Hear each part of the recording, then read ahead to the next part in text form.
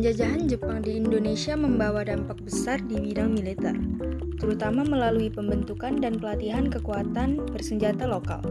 Jepang memobilisasi rakyat untuk mendukung kepentingan Perang Asia Timur Raya, sehingga aspek militer menjadi sangat menonjol dalam kehidupan masyarakat selama masa kependudukan.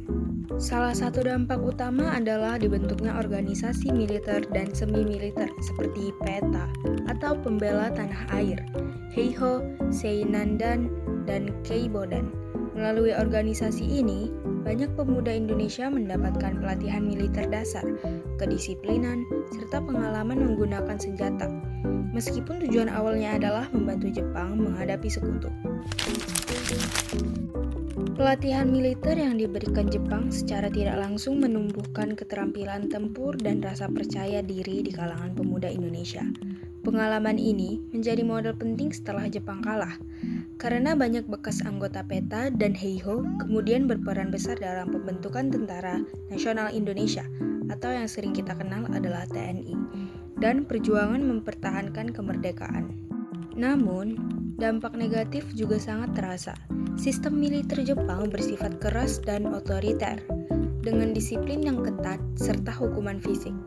Banyak anggota organisasi militer pribumi diperlakukan tidak adil dan dijadikan alat kepentingan perang Jepang tanpa memperhatikan keselamatan dan kesejahteraan mereka.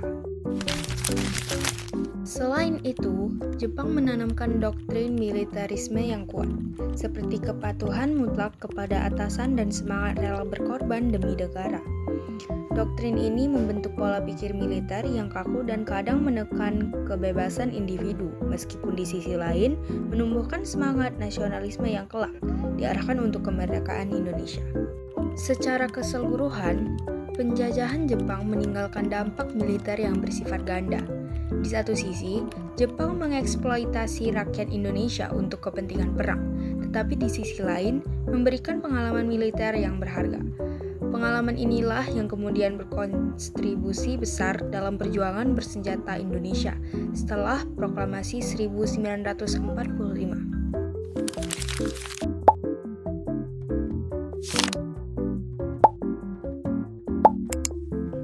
Heiho, atau pembantu prajurit Jepang. Pasukan ini dibentuk berdasarkan instruksi Bagian Angkatan Darat Markas Besar Umum Kekaisaran Jepang pada tanggal 2 September 1942 dan mulai merekrut anggota pada tanggal 22 April 1943. Gakokotai atau Laskar Pelajar.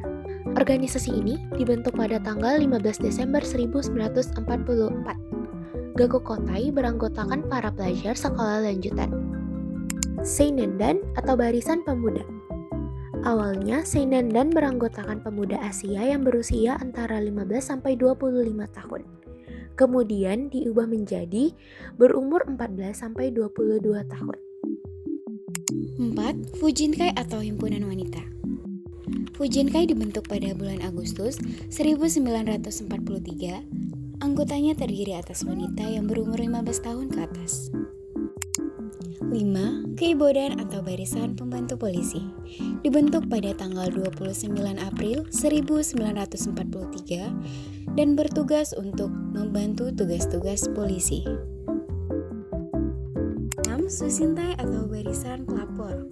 Dibentuk pada 1 November 1944 sebagai hasil keputusan sidang ketiga dari Chaos Sanit, dipimpin oleh Insinyur Soekarno dan wakil yaitu R.P. Suroso, Otto Iskandarinata, dan Dr. Buntaran Martomojo.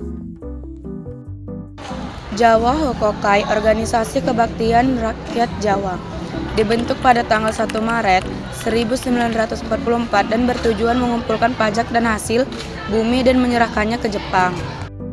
PETA atau Pembela Tanah Air, dibentuk pada tanggal 3 Oktober 1944 atas usul dari Gatot Mangkupraja, bertujuan mempertahankan bangsa Indonesia dari ancaman bangsa Barat.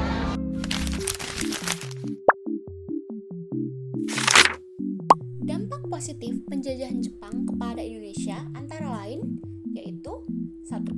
Jepang dengan terprogram melatih dan mempersenjatai pemuda-pemuda Indonesia demi kepentingan Jepang pada awalnya. Namun, Namun, oleh pemuda, hal ini dijadikan modal untuk berperang. 2. Peninggalan peralatan militer dan infrastruktur perang yang digunakan oleh Jepang dapat digunakan sebagai modal untuk mempertahankan kemerdekaan. Setelah Jepang menyerah terhadap sekutu, banyak tangsi-tangsi dan peralatan militer Jepang yang dikuasai oleh pejuang Indonesia. Dampak negatif dari penjajahan Jepang adalah pelanggaran HAM, karena militer Jepang akan menghukum dengan keras orang-orang yang menentang Jepang. Sebagai kesimpulan, dampak penjajahan Jepang di bidang militer tidak dapat dipandang hanya dari satu sisi saja. Meskipun Jepang menerapkan sistem militer yang keras dan mengeksploitasi rakyat Indonesia untuk kepentingan perang, pengalaman, pelatihan, dan organisasi militer yang dibentuk justru menjadi bekal penting bagi bangsa Indonesia. Bekal tersebut berperan besar dalam lahirnya kekuatan militer nasional dan memperkuat perjuangan mempertahankan kemerdekaan setelah berakhirnya pendudukan Jepang.